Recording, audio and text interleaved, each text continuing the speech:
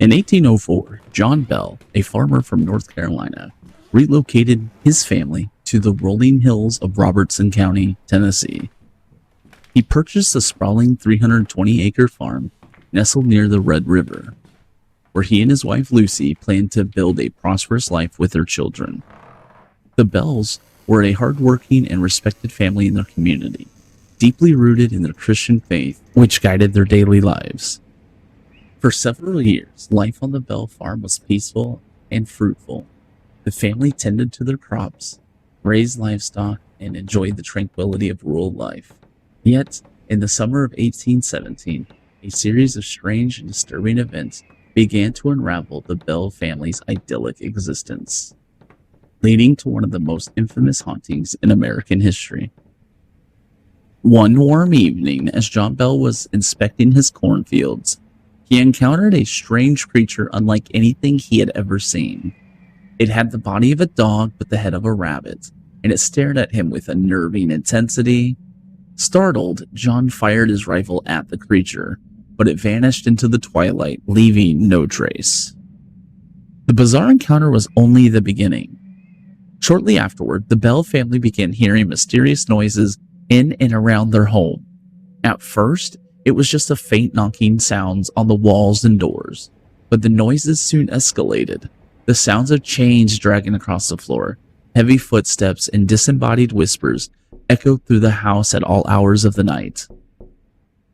The children, especially young Betsy Bell, began experiencing physical assaults from an unseen force. Betsy's hair was pulled, her cheeks were slapped, and she was punched so hard that bruises formed on her skin. The family was terrified, but their faith kept them strong as they prayed for protection from whatever malevolent force had invaded their home. As the weeks passed, the Bell's family fear grew, and they sought help from their neighbors. Word of the haunting quickly spread, and soon people from all over the region were visiting the Bell farm to witness the strange phenomena. The entity, which had initially communicated only through knocks and raps, had begun to speak aloud, revealing a clear and articulate voice. The spirit identified itself as Kate and claimed to be the ghost of Kate Batts, a neighbor who believed that John Bell had cheated her in a land deal. Kate Batts was still alive, but the spirit insisted it was her vengeful ghost, returned to torment the Bell family. However, the true nature of the entity remained a mystery, and its behavior was unpredictable and often malevolent. Kate, as the spirit became to be known, seemed to take particular pleasure in tormenting John Bell and his daughter Betsy. John was cursed with physical ailments. His tongue swelled, and he was struck with mysterious fits. Meanwhile, Betsy's torment continued unabated, with the entity focusing much of its wrath on the young girl. As the haunting continued, the Bell Witch legend began to attract widespread attention. Even General Andrew Jackson, the hero of the War of 1812 and future President of the United States, heard of the strange events at the Bell farm. In 1918, Jackson decided to visit the Bell family with a group of men to investigate the claims. According to the legend, as Jackson and his entourage approached the Bell farm, their wagon wheels suddenly locked and the horses refused to move. Jackson, intrigued by the supernatural force at play, reportedly exclaimed, "By the eternal boys, this is the witch." After spending the night at the Bell home and experiencing unexplained phenomenon, Jackson and his men left the next morning, unwilling to challenge the witch further. By 1820, the haunting had taken a severe toll on John Bell's health. The spirit's attacks on him became more frequent and intense, and he began to suffer from debilitating illness. On December 20th, 1820, John Bell was found dead in his bed, his face twisted in agony. Near his bedside was a small vial of a strange black liquid. The spirit, Kate, gleefully claimed responsibility for his death, stating that she had poisoned him.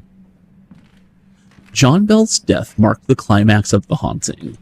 The family buried him in the nearby graveyard, and the entity continued to taunt them, mocking John even in death. After the funeral, the disturbances in the Bell home gradually subsided, but the spirit reportedly promised to return in 7 years. True to its word, the spirit of Kate returned in 1828. Though its presence was far less intense, it communicated with John Bell Jr., discussing the past and future before finally departing. The Bell Witch's visit ceased, but the legend lived on, passed down through generations. The story of the Bell Witch remains one of the most compelling and mysterious tales of the paranormal. It has been retold in countless books, movies, and television shows, captivating the imaginations of those who hear it. The Bell Witch Cave, located near the original Bell Farm, has become a popular tourist attraction where visitors claim to experience strange occurrences to this day.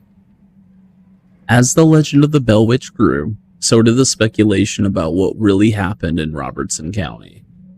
Could there be a rational explanation for the terrifying events experienced by the Bell family? Some historians and psychologists suggest that the events could be explained by mass hysteria, a psychological phenomenon where a group of people experience similar symptoms without a physical cause. The early 19th century was a time of significant religious fervor in the United States, with the Second Great Awakening sweeping across the country. This movement emphasized personal religious experiences and the existence of the supernatural, creating a fertile environment for mass hysteria to take root.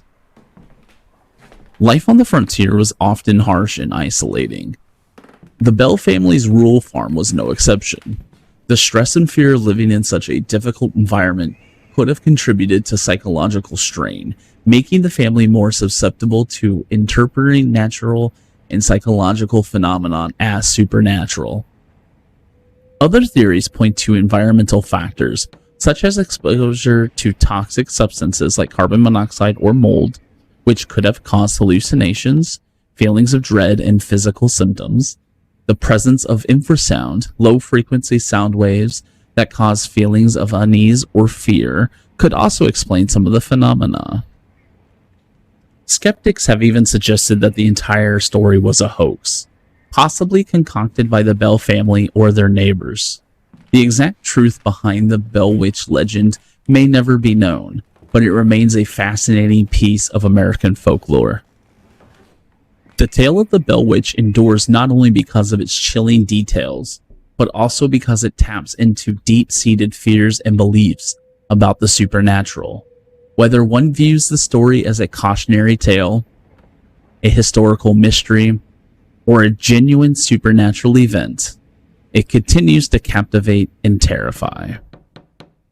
In the quiet countryside of Tennessee, the whispers of the Bell Witch still echo through the hills, a reminder of a time when the line between the natural and the supernatural was thin, and the unknown could still reach out from the shadows to touch the lives of ordinary people. The Bell Witch may have faded from the Bell family's lives, but its legend lives on, a haunting legacy that refuses to be forgotten. Thank you for watching.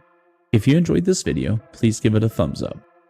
To stay updated with future content, consider subscribing to the channel. I'd love to hear your thoughts, so feel free to leave me a comment below. Let's keep this conversation going. Until next time, take care and keep exploring.